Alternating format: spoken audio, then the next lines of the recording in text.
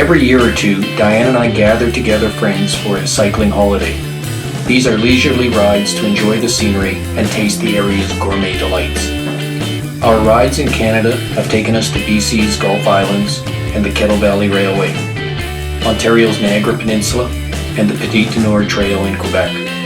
Internationally, we have cycled Ireland, Italy, France, Austria, Hungary, Slovenia, South Africa, Cuba, Morocco, Thailand, Cambodia, and Vietnam. We call ourselves the Ride to Eat, Eat to Ride team.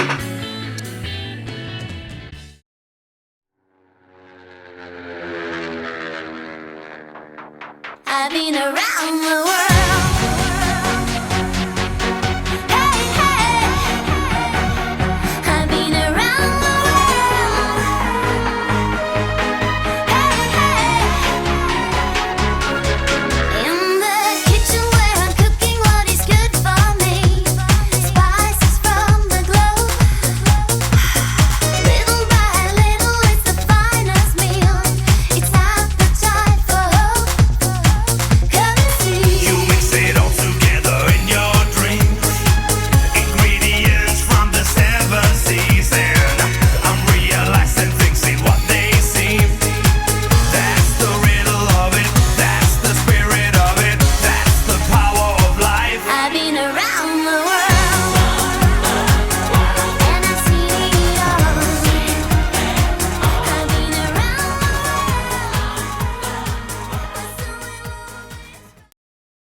We start our trip at the forks of the Ohio, where the Monongahela River from the south and the Allegheny River from the north join to form the Ohio River. Point State Park sits at the confluence of these mighty three rivers. Once a center for heavy industry, today's Pittsburgh is transformed, buzzing with a new kind of energy. Riverfronts are being thoughtfully developed, utilized for recreation now more than ever. Businesses look at the environment as an asset, not as a challenge. Pittsburgh has changed.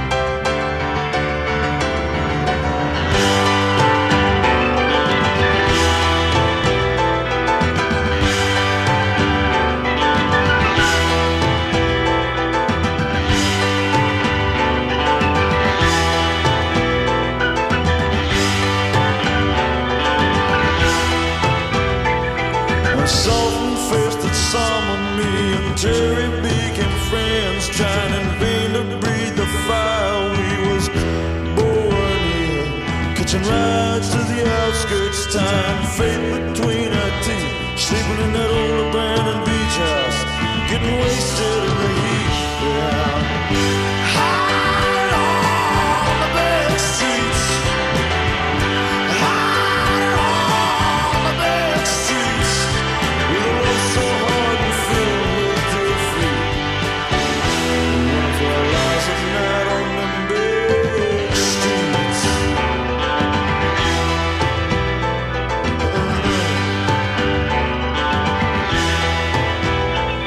Slow dancing in the dark on the beach at Stockton's Wine, where desperate lovers part we sang with the last of the Duke Street Kings, huddled in our cars, waiting for the bells to ring in the deep part of the night. When you let loose of everything to go right on. A small brick outbuilding called the Blockhouse remains in Point State Park as the only remnant of Fort Pitt. Erected in 1764, it is believed to be the oldest building in Pittsburgh.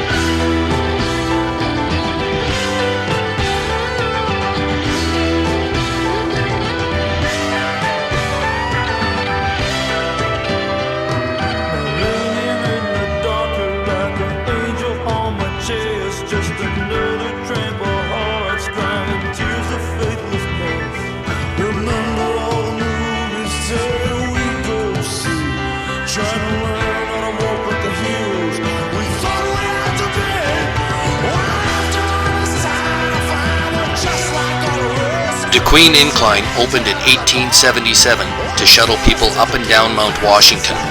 Considered a working museum today, the incline boasts artifacts from Pittsburgh's history, the requisite gift shop, and a wonderful observation deck overlooking the downtown.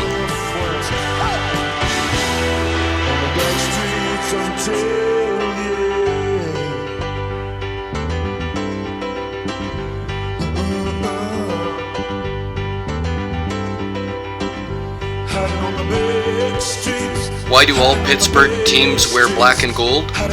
They are the colors of Pittsburgh's flag, which in turn is based on the coat of arms of William Pitt, the 18th century British Prime Minister for whom the city is named.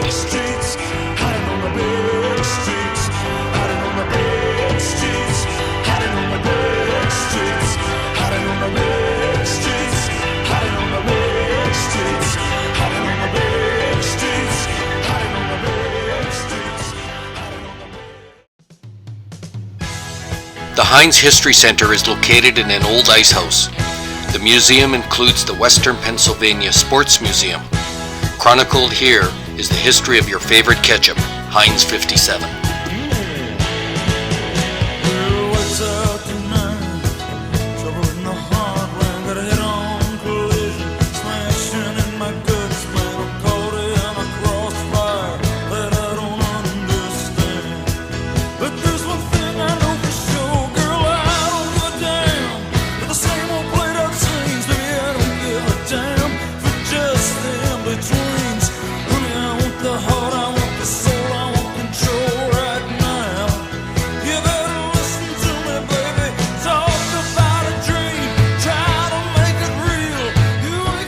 A must-see, even if you are not particular an art lover, is the Andy Warhol Museum.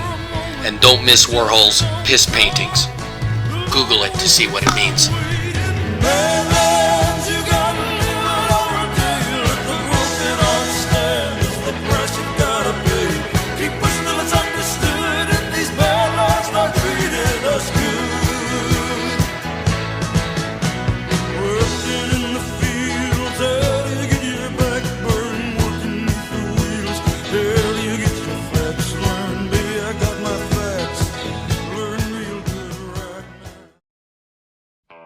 Our western start of the Great Allegheny Passage is from the Golden Triangle Bike Rentals. Golden Triangle was our trip outfitter. They suggested and booked our lodgings, provided trip notes, rented us bikes, and arranged the bike to be dropped off upon our arrival in Washington.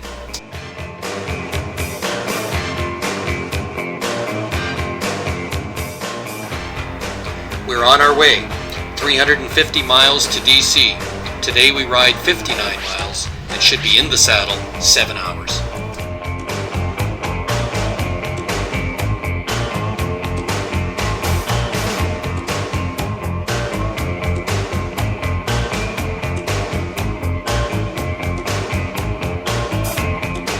On the way we passed runners for the 93-mile relay for Flight 93, honoring those who died during the 9/11 attack near Pittsburgh.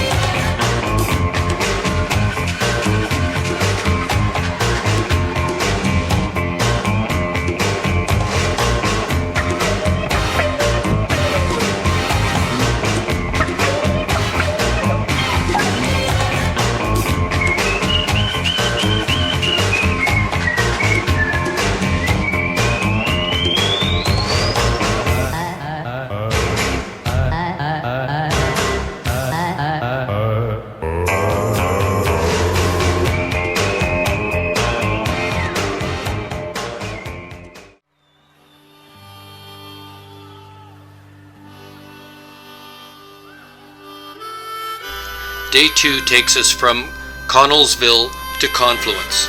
It's only 28 miles with 3.5 hours in the saddle.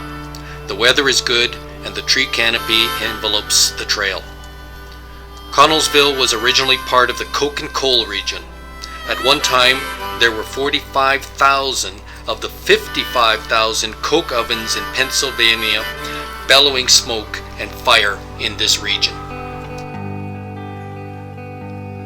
Well, I rode that ribbon highway. I saw above me the endless skyway. I saw below me the golden valley. Well, this land was made for you and me. I roamed and rambled, I followed my footsteps through the sparkling sands of her diamond deserts. And all around me a voice was calling. It said this land was made for you and me. Well, this land is your land, this land is my land. From California to the New York Island, from the redwood forest to the Gulf Stream waters. Well, this land was made for you and me. Now the sun came shining. George Washington explored this area by lashing together logs to float downstream. Then came the wagon trains, followed by the steam trains, then the automobile. Tourism brought the early cyclists, while today kayakers and rafters join the trail riders. Well, this land is your land, this land is my land. From California to the New York Island, from the redwood forest to the Gulf Stream waters. Oh, this land was made for you and me.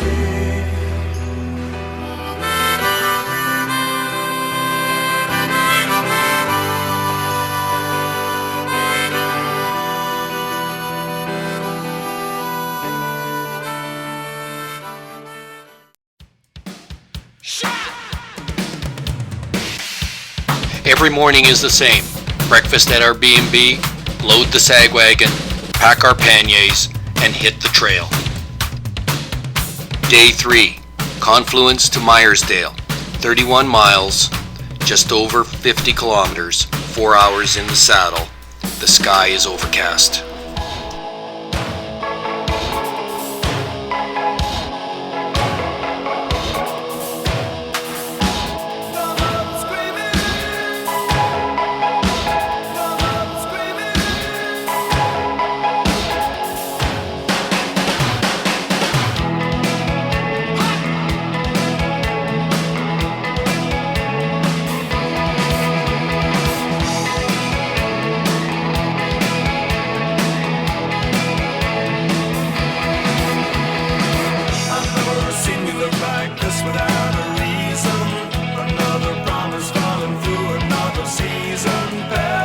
Rockwood is a charming trail town that offers many amenities close by. Rockwood was a popular stop along the railway in the early days of Western migration and remains popular with cyclists. We stopped here and had a very nice lunch.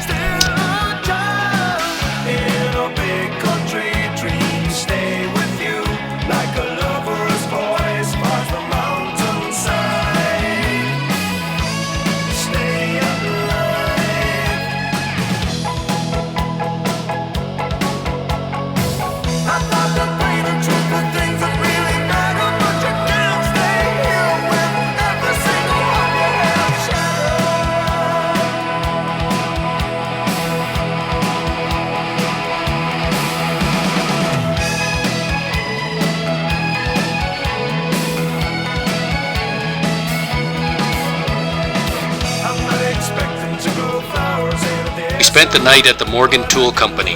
It was an old tool factory erected in the late 1800s. Today it is a pub, restaurant, events facility, and hotel. The rooms are massive, and you cannot find a more iconic place to stay. Day 4. Meyersdale to Cumberland, 32 miles. Again, another 4 hours in the saddle.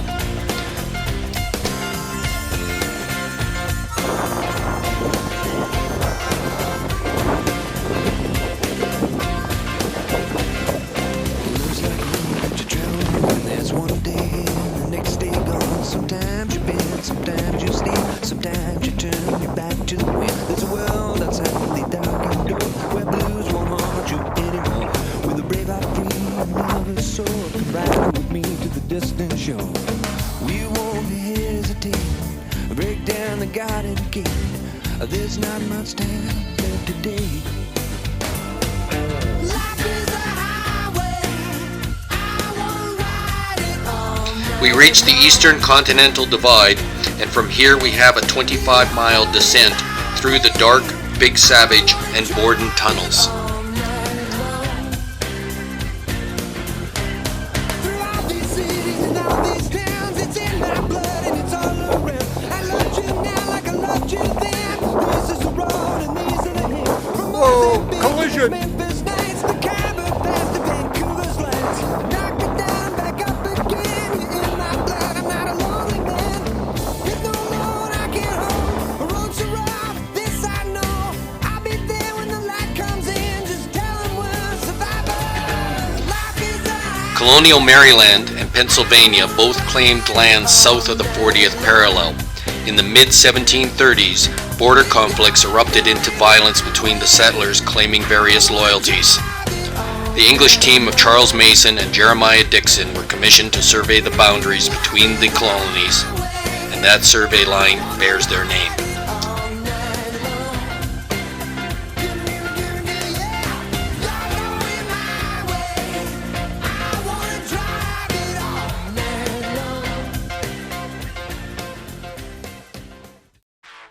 We spend the night at a Fairfield Inn, which had a concrete pad to wash our bikes. This was pretty common. Today we ride to Little Orleans, a distance of 43 miles.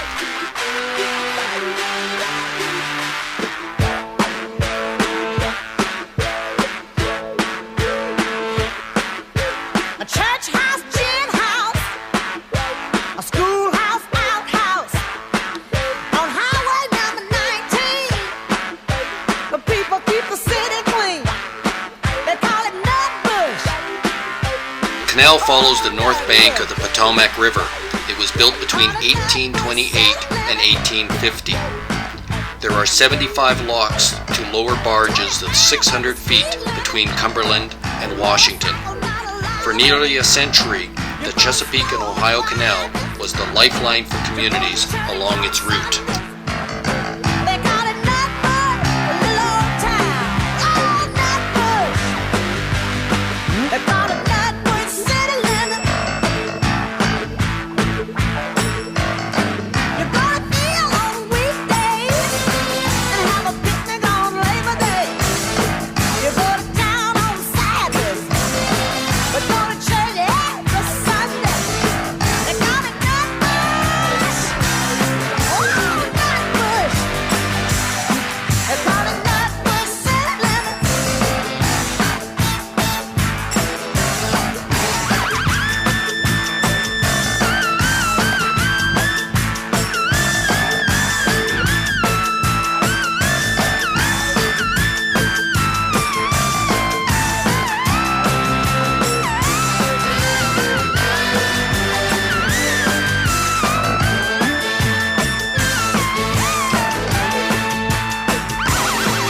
No whiskey for sale.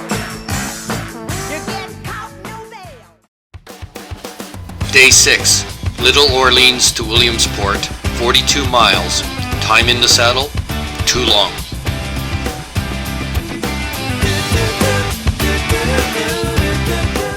It is another wet day. We detoured from the C&O Trail for a spell on the Western Maryland Rail Trail. It was paved, so smoother and drier.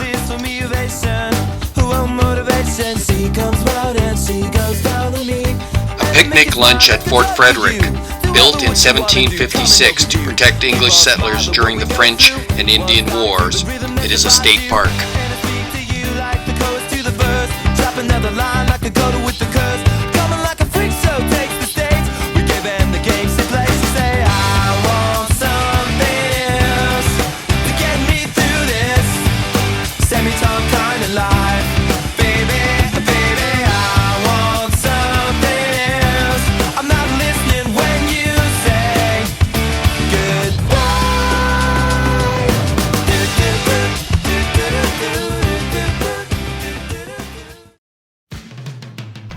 Day 7 will be a long day, 64 miles or 103 kilometers. The weather is poor. We are forced to detour due to a trail closure caused by dangerous conditions.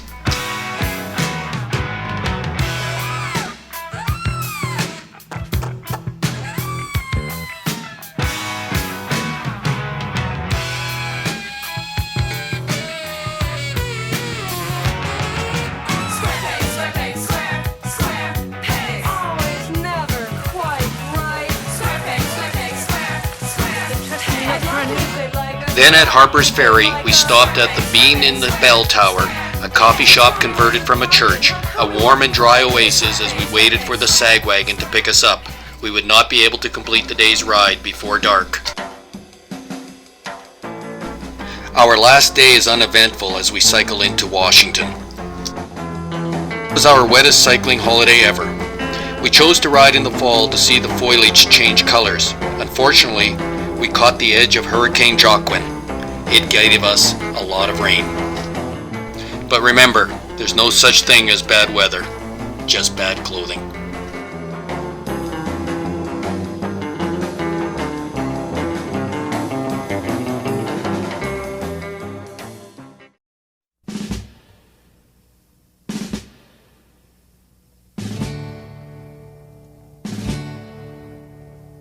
A symbol of democracy and the seat of American government, Washington, D.C. is filled with monuments at every turn.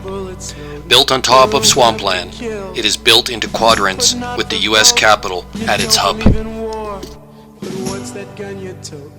And even the Jordan River has bodies floating, but you tell me over and over and over again, my friend, how you don't believe we're on the eve of destruction.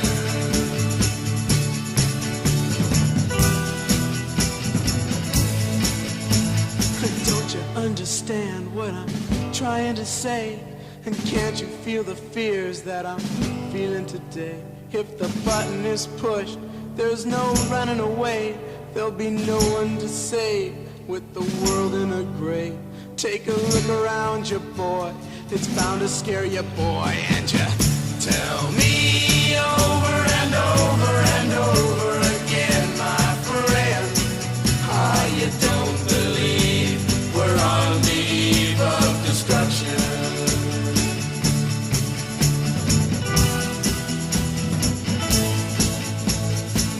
All the hate there is in Red China, then take a look around to Selma, Alabama. You may leave here for 4 days in space, but when you return, it's the same old place. Arlington Cemetery honors America's war dead. Established during the Civil War on the estate of Confederate General Robert E. Lee's wife, Mary, great-granddaughter of Martha Washington. The changing of the guard is an elaborate ritual performed each hour. However, the remembrance of America's war dead was brought home to me on my first visit to the Vietnam Memorial, where I read a letter attached to a popsicle stick stuck in an old Coke bottle reading, "Harry, we were 18 when we signed up. I visit you every year. You never age in my mind, but I think that may be my last visit here. I've grown too old to make the trip. Your best friend, Tom."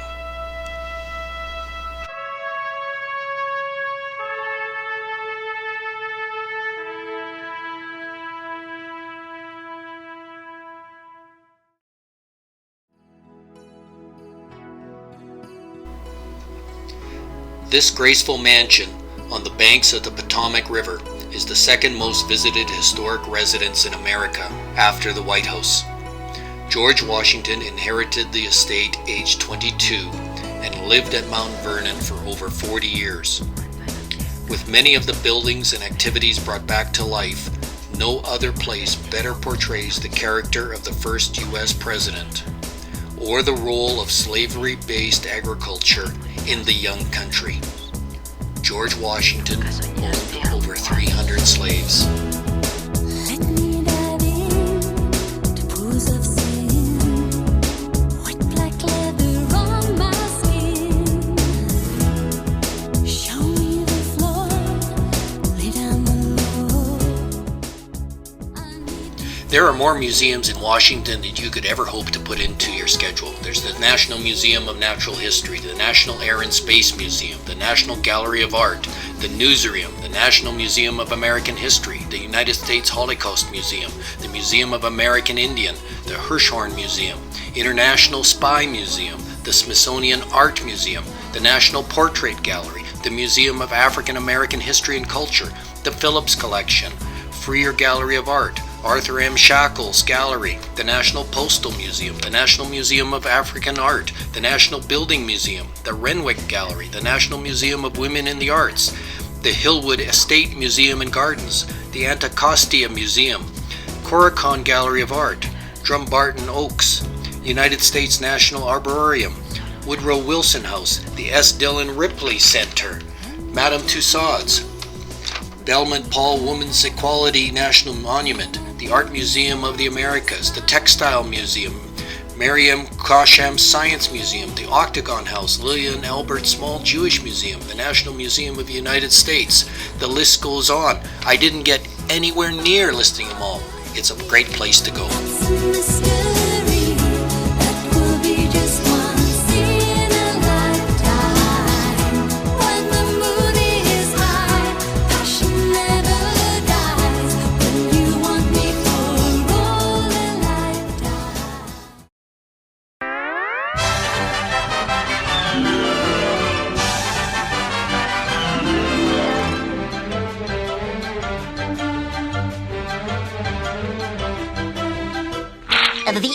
That's all, folks.